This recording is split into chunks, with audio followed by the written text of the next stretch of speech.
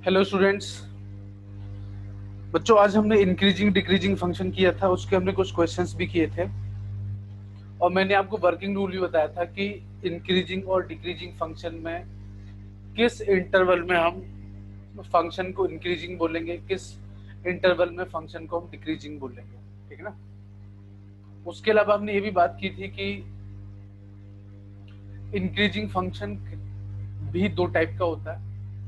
एक तो normal increasing होता है, दूसरा स्ट्रिक्टली इंक्रीजिंग होता है। और डिक्रीजिंग में भी हमने दो बातें की थी कि डिक्रीजिंग होता है और स्ट्रिक्टली डिक्रीजिंग होता है। ठीक है ना। तो हमने बच्चों फर्स्ट और सेकंड क्वेश्चन मॉर्निंग में किया था। ठीक है ना। अब हम करते हैं थर्ड क्वेश्चन। वर्किंग रूल बच्चों आप लोगों को याद होगा। तो ये क्वेश्चन नंबर 3 है हमारा। क्वेश्चन नंबर 3 क्या है कि अगर एफ एक्स की वैल्यू साइन एक्स है, ठीक है ना, तो हमें प्रूफ करना है कि ये इंक्रीजिंग होगा 0 से पाई बाई 2 में और डिक्रीजिंग होगा पाई बाई 2 से पाई में। और 0 से पाई के बीच में ना तो ये इंक्रीजिंग होगा ना ही ये डिक्रीजिंग होगा। तो सबसे पहले तो बच्चों हम एक काम करते हैं कि इसका डेरिवेटिव फाइंड कर लेते हैं। तो एफ डैश एक्स कितना हो जाएगा बच्चों? कॉस एक्स हो जाएगा। ये बच्चों फर्स्ट स्टेप होता है हमारा। दूसरा स्टेप क्या होता है बच्चों की, हम एफ डैश एक्स को 0 के बराबर रखते हैं। तो एफ डैश एक्स यानी कॉस एक्स को हम 0 के बराबर करेंगे तो यहाँ से एक्स की वैल्यू कितनी हो जाएगी? देखो बच्चों, एक्स ये 0 हमारा कब होता है, यानी कॉस एक्स हमारा 0 कब होता है? पाई बाई 2 पर। तो ये पाई बाई 2 हो गया हमारा। मतलब जितने भी ऑड मल्टीपल्स ऑफ पाई होते हैं, क्योंकि इवन मल्टीपल पे तो पाई बन जाएगा ना, तो जितने भी odd multiples of pi by 2 होते हैं उसमें कॉस 0 होता है। इसका मतलब पाई बाई 2 पे 0 होगा। ठीक है ना। 3 पाई बाई 2 पे भी ये क्या हो जाएगा? 0 हो जाएगा। और जितने पाई बाई 2 के मल्टीपल्स आएंगे उन सब पे 0 हो जाएगा। तो ठीक बच्चों, ये हमारे क्रिटिकल पॉइंट्स आ गए। अब हम क्या करेंगे, नंबर लाइन बनाएंगे। यहाँ 0 बना देते हैं, यहाँ पाई बाई 2 बना देते हैं और यहाँ पाई बना देते हैं। ठीक है ना। एफ डैश एक्स की वैल्यू कितनी है बच्चों हमारी? कॉस एक्स है। तो पाई बाई 2 से बड़ा, पाई बाई 2 से बड़े का मतलब क्या हुआ भाई? देखो अगर हम ध्यान से देखें यहाँ पे ये A S T C second quadrant में, भाई देखो पाई बाई 2 से पाई क्या होता है? सेकेंड क्वाड्रेंट होता है। और सेकेंड क्वाड्रेंट में क्या होता है? कॉस नेगेटिव होता है।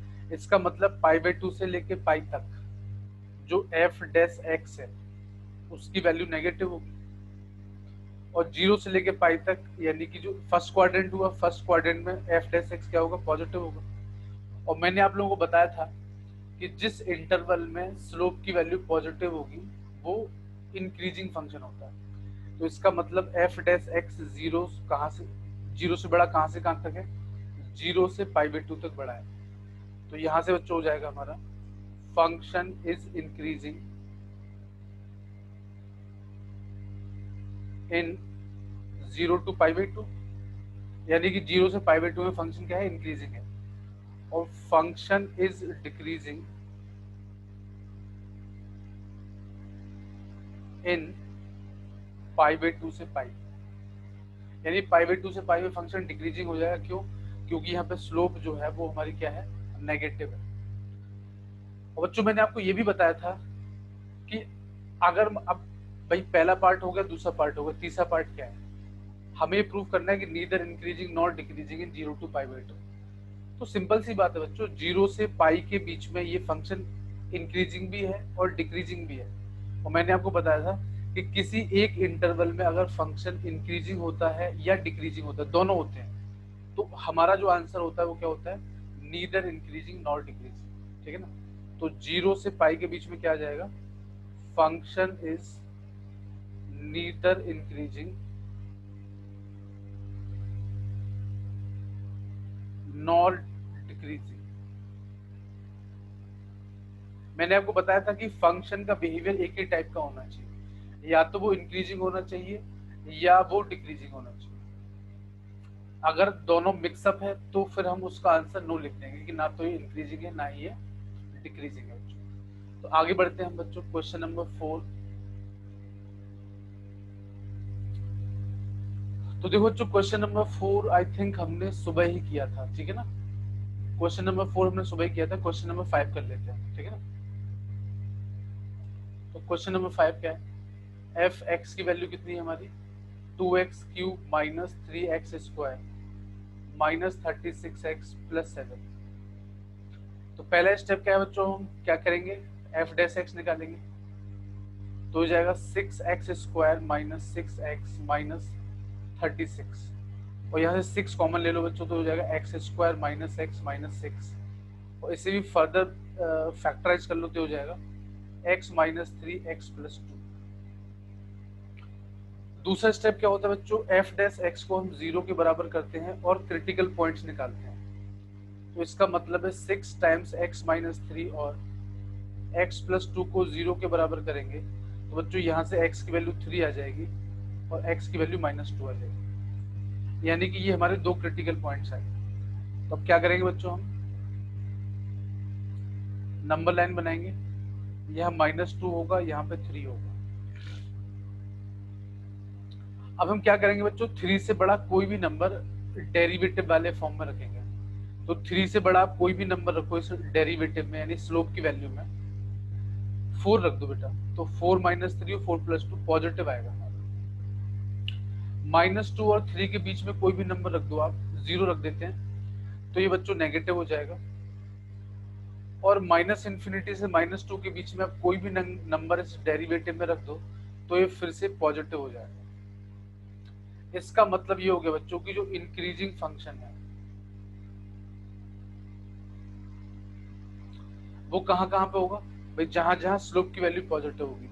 ये स्लोप जो साइन है ना बच्चों, ये स्लोप के लिए आया है, ठीक है ना। तो -∞ से -2 तक क्या है हमारा इंक्रीजिंग होगा, और यूनियन 3 से ∞। मतलब कहने का ये है कि जिस जिस इंटरवल में पॉजिटिव वाला साइन था उसमें ये इंक्रीजिंग हो जाएगा, और डिक्रीजिंग किस में होगा,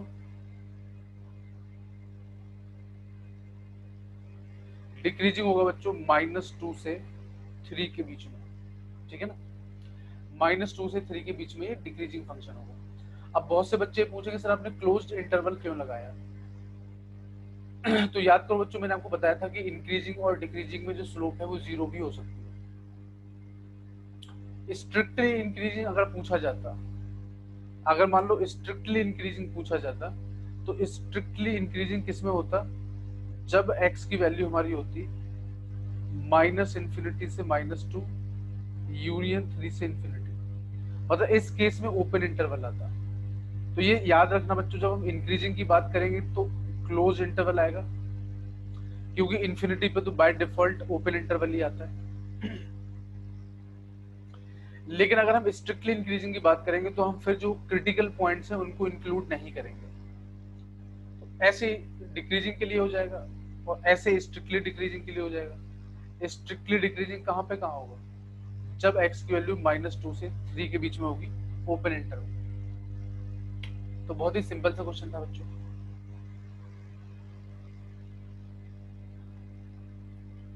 क्वेश्चन नंबर 6 है बच्चों, इसका कोई एक पार्ट कर लेते हैं हम लोग। क्वेश्चन नंबर 6 का हम लोग कर लेते हैं, सी वाला पार्ट कर लेते हैं और ई वाला पार्ट कर लेते हैं।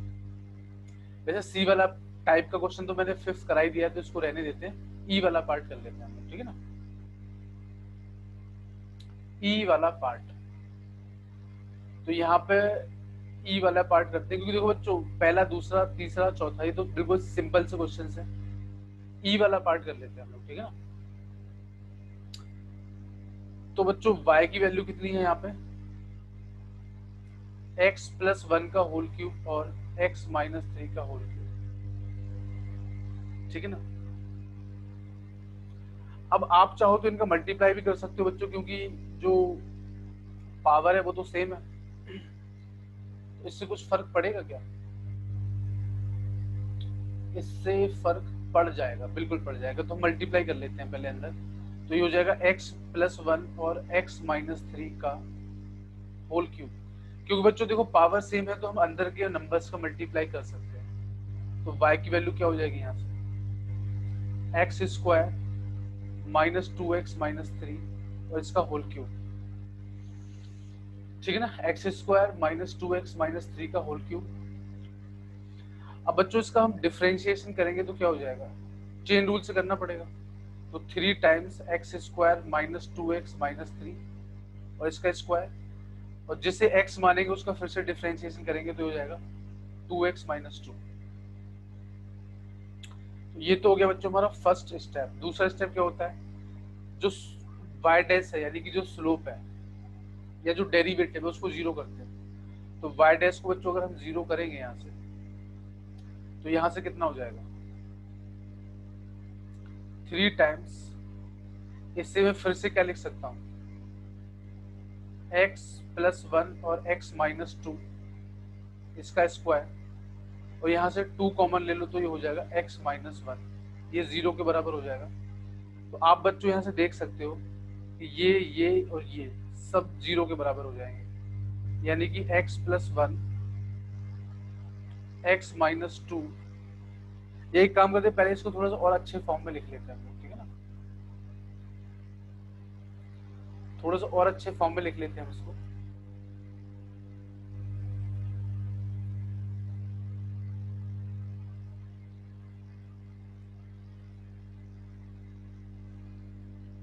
चलो, तो y डैश कितना हो जाएगा बच्चों हमारा 6 टाइम्स x + 1 x - 2 का होल स्क्वायर, और ये x - 1 हो जाएगा।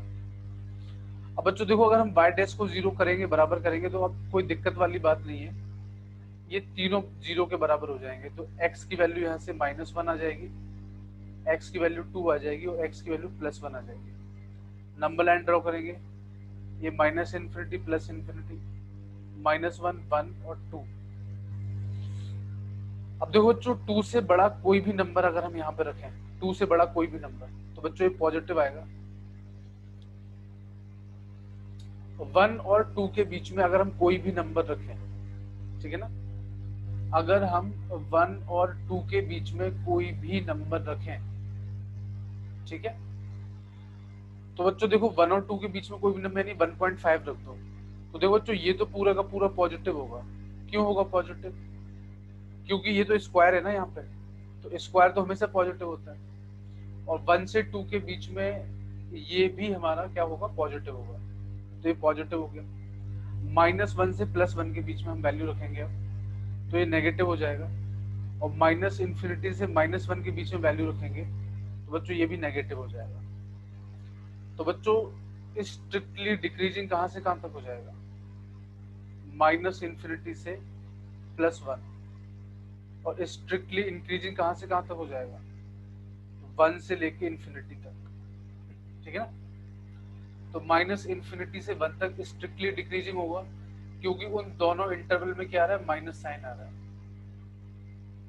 तो बहुत सिंपल सा ही क्वेश्चन था बच्चों, ये बहुत टफ क्वेश्चन नहीं था, बहुत सिंपल क्वेश्चन था।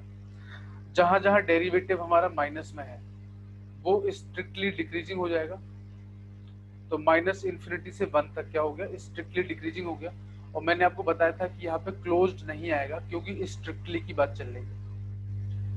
और ये क्या हो जाएगा, 1 से लेके इन्फिनिटी तक क्या हो जाएगा, स्ट्रिक्टली इंक्रीजिंग हो जाएगा। क्यों हो जाएगा, क्योंकि इन दोनों इंटरवल में यानी 1 से लेके 2 और 2 से लेके इन्फिनिटी में क्या है, पॉजिटिव साइन है, तो स्ट्रिक्टली इंक्रीजिंग हो जाएगा हमारा 1 से लेके इन्फिनिटी तक, ठीक है बच्चों। तो बस यही कॉन्सेप्ट है बच्चों, इसमें यही कॉन्सेप्ट है, इसके अलावा और कुछ भी नहीं है इस टॉपिक में, ठीक है ना।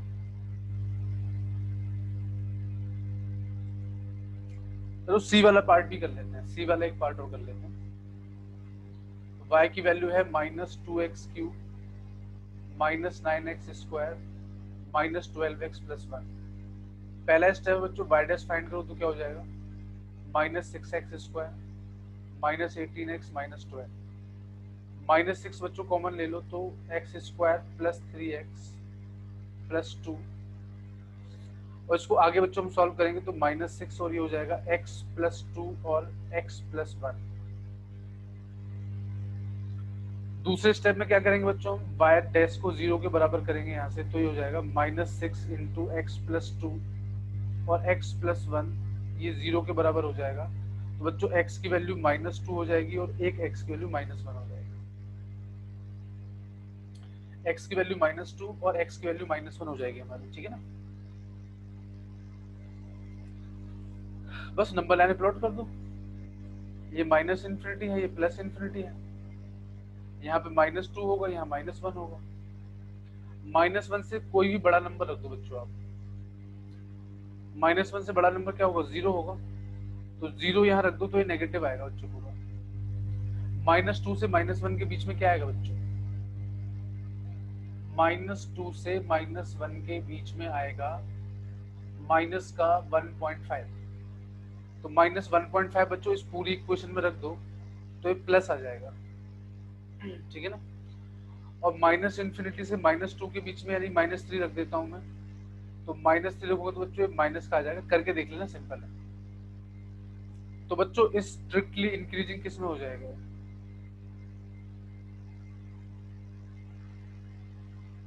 इस स्ट्रिक्टली इंक्रीजिंग कहाँ होगा, जहां स्लोप की वैल्यू पॉजिटिव होगी।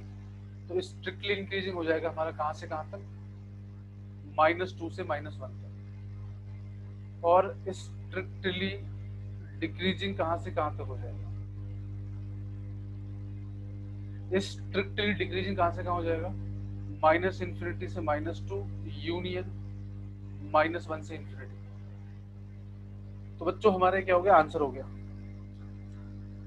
तो बच्चों मैंने 2 वीडियोस भी भेजे थे, उनको भी देखना, इनको भी देखना। कुछ भी अलग कॉन्सेप्ट नहीं है, बिल्कुल सेम कॉन्सेप्ट है, कुछ भी अलग नहीं है, ठीक है ना बच्चों। तो हम बच्चों अगली क्लास से क्या करेंगे, मैक्सिमा मिनिमा स्टार्ट करेंगे। क्या करेंगे, मैक्सिमा और मिनिमा, ठीक है बच्चों। तो मिलते हैं आपसे अगली वीडियो में। Thank you very much for watching.